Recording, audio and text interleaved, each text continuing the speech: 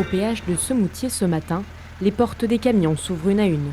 Des agriculteurs en gilet fluorescent inspectent les remorques frigorifiques, lettres de transport à la main. Ici, pas de blocage, mais un filtrage ciblé. Toute la journée sur les sorties d'autoroute de Haute-Marne, à Semoutier, Montigny-le-Roi et Langres nord et sud, les syndicats agricoles occupent le terrain. Ils arrêtent les poids lourds transportant des denrées alimentaires pour en vérifier l'origine. Montrer qu'on est présent, voir aussi la conformité de tous les produits. À cette heure-ci, il devrait avoir des contrôles qui ne sont pas faits du tout par l'État. Et montrer aux politiques qu'on est là, qu'on ne lâche pas et qu'on veut vraiment obtenir ce que l'on veut. Puis les produits français, il n'y a aucun problème. Les produits européens, il n'y a pas de problème. C'est tous les produits qu'on peut retrouver qui viennent d'ailleurs. Il y a des produits qui ont été retrouvés en France. On parle de boyaux, de moutons qui viennent de Chine.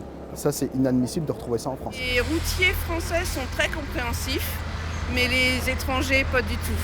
Okay. Nous, on essaye de leur expliquer qu'on veut simplement voir le contenu du camion, la provenance. On ne veut plus de tout ce qui est produit étranger parce que nos exploitations ne supportent plus.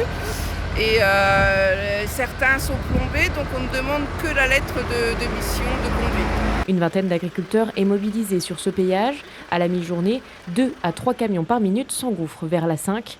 Allemands, Italiens, Polonais, Lituaniens. Selon les manifestants, seuls 20% des poids lourds sont français. Donc aujourd'hui, en fait, le Mercosur a été signé, mais on peut encore essayer de le faire capoter. Nous nous retrouvons aussi la semaine prochaine à Strasbourg pour cela. Donc là, c'est vraiment pour le Mercosur, mais aussi nous avons d'autres actes. On n'est pas là que pour ça. On revendique aussi toute notre colère, la baisse de la PAC. Il y a aussi la prédation en Haute-Marne.